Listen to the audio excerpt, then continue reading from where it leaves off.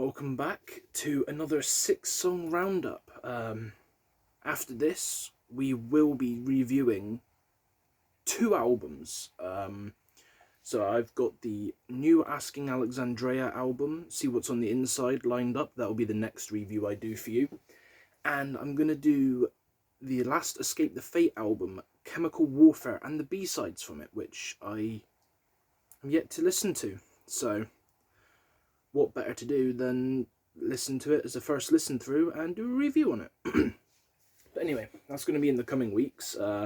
We've also got a new Ice Nine Kills album dropping in a couple of days, so expect a review on that as well. I think that's it for upcoming reviews, or at least what I've got planned for the next couple of weeks. So with that said, hit the like button if you enjoy this, subscribe, feel free to suggest some songs in the comments, and let's get into this. So, we're going to start off this 6-song roundup with 2 tracks from soundtracks to movies. So this one that I'm going to talk about first is Skylar Grey, Polo G, Mosey, and Eminem. Last One Standing off of the Venom Let There Be Carnage official soundtrack. Now, originally, obviously Eminem did the soundtrack, or the song that they used for the Venom movie on his own in the first one, which was in the end credit scene, I believed. Some critics didn't like it, some fans of Eminem didn't like it. Personally, as a long-time fan of M's music, even though I've got, a lot of metal and rock scene posters, I did used to, believe it or not, have Eminem up where Asking Alexandria used to be, and I used to have, Lil Wayne, Biggie, Tupac, that sort of shit as well. But anyway, getting sidetracked. Going into this, I expected a similar sort of style song, something curated to the theme of Venom or Carnage. But Eminem and Skylar have worked together before, so, I know they can work well together, but going into this, I didn't have a fucking clue about Polo G's music or this Mosey guy. Never listened to them before. And I didn't want to go and check out their stuff because I was more or less going into this for Skylar and Eminem because I like their sort of collaborations. But as expected, Skylar Grey was predominantly on choruses, which, as normal with her, they were delivered very well, nice floaty vocals, and she does a strong start because she opens the song and then it goes into one of the first 2 rappers that I'm not sure. The music video that I was looking at, or the thing that I was looking at, didn't actually tell me if it was Polo G or Mosey. I couldn't tell you myself unless I went and looked it up right now, but I'm not going to do that. The verse was okay. Like I said, I'm unfamiliar with them.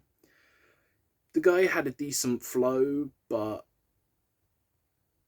when I was listening to it, I couldn't really find anything that seemed to be themed to Venom or Carnage or the film in and of itself, which carried on, unfortunately, into the next rapper after Skylar did another version, another bit of the chorus. And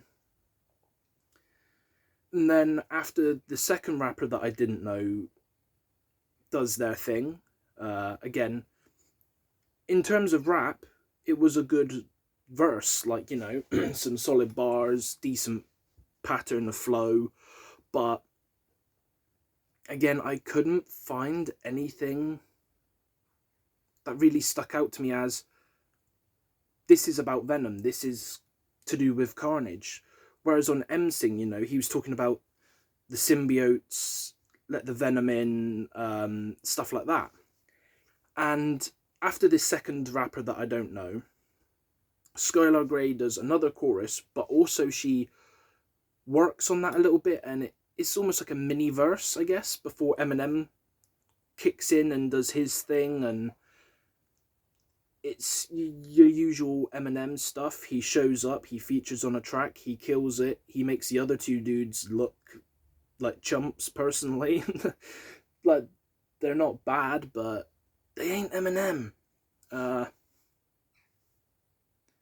feel like the song probably would have worked well if it was just Skylar and Eminem and didn't have the other two guys in it, but I'm nitpicking, that's me. It, as a song, it works well, but as it being, you know, toted off of the Venom soundtrack,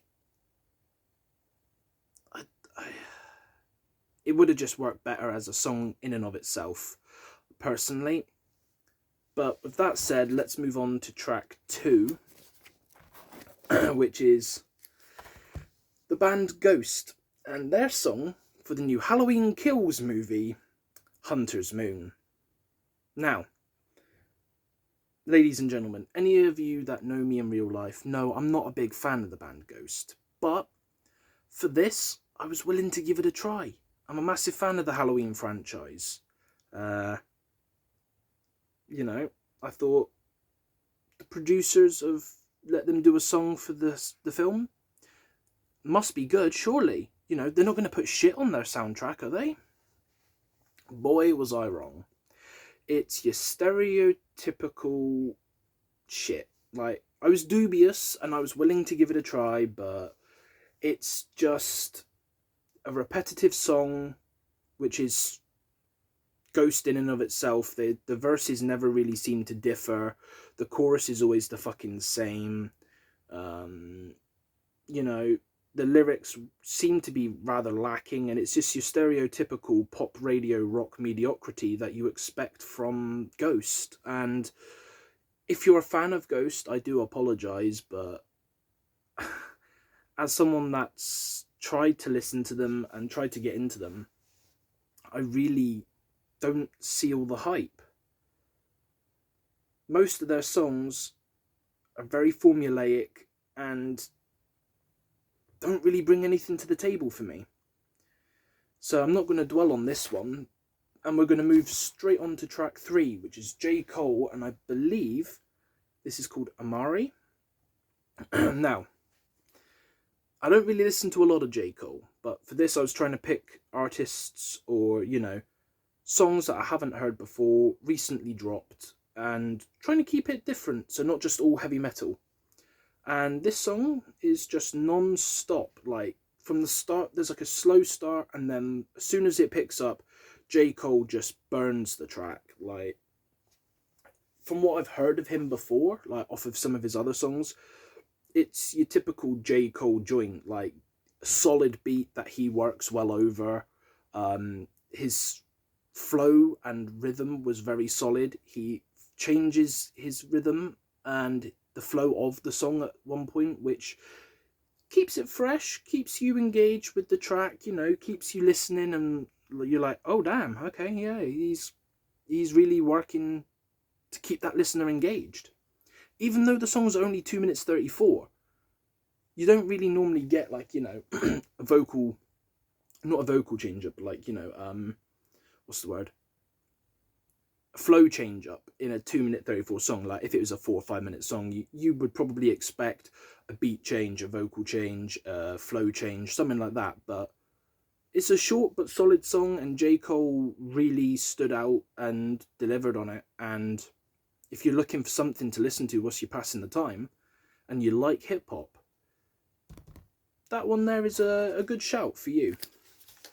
Moving on to this next, we have, making sure I got the right one, Sentinels, I believe, yes.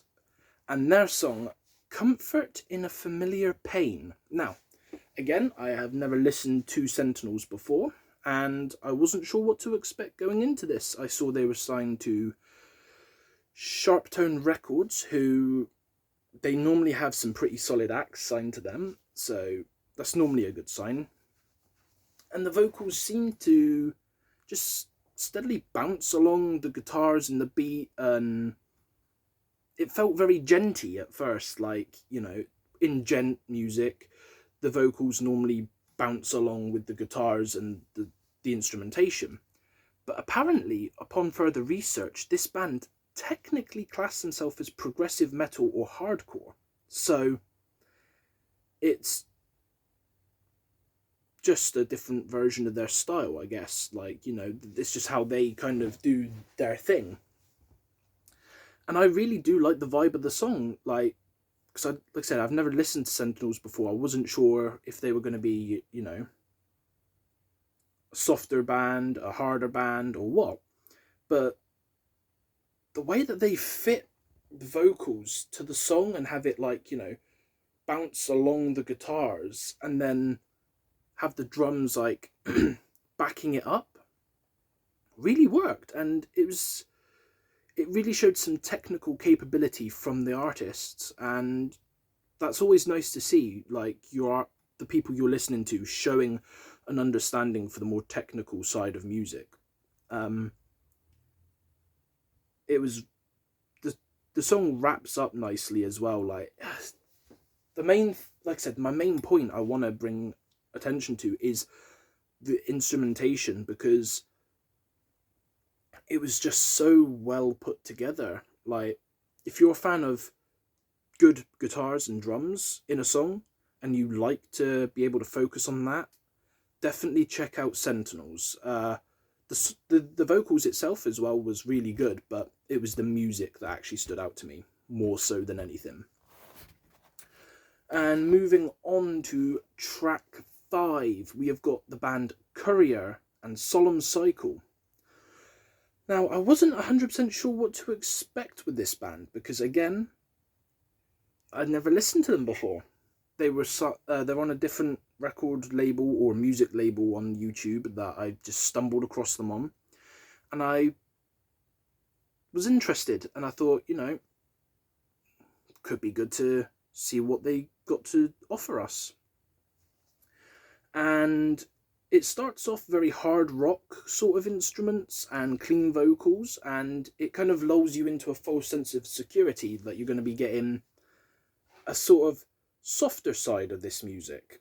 But no, eventually they kick down the door, they switch up the vocals, they switch up the fucking instruments, and they make the similar sound but heavier. And the vocals are sort of like a mid to fry vocal. Like, they're not a guttural and they're not a high, so they're kind of just like, you know, your signature mid fry, easy to understand, easy to listen to. It's not gonna bore you, and it was actually a really solid song. They flip it entirely, like I say, on their head, and then they switch back for another verse, or a chorus, sorry, which again is done in clean vocals. And the dude that sings for this band has really nice cleans, and his screams like complement his clean vocals, because they're not too heavy. Because obviously if his vocals, like his screams, were heavier, it would really contradict his clean singing style for me. But these two like are like neck and neck. Like, he is solid on both accounts, and it's my favourite track out of the 6. Definitely, yeah. I'm gonna probably, once I finish this, look up a bit more of their stuff and try and get to know the band a little bit better, because I'm interested to see what other stuff they do. Moving on to our final song, which I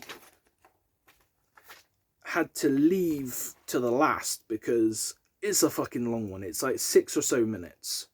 And I've got a fair bit to say. Excuse the foot.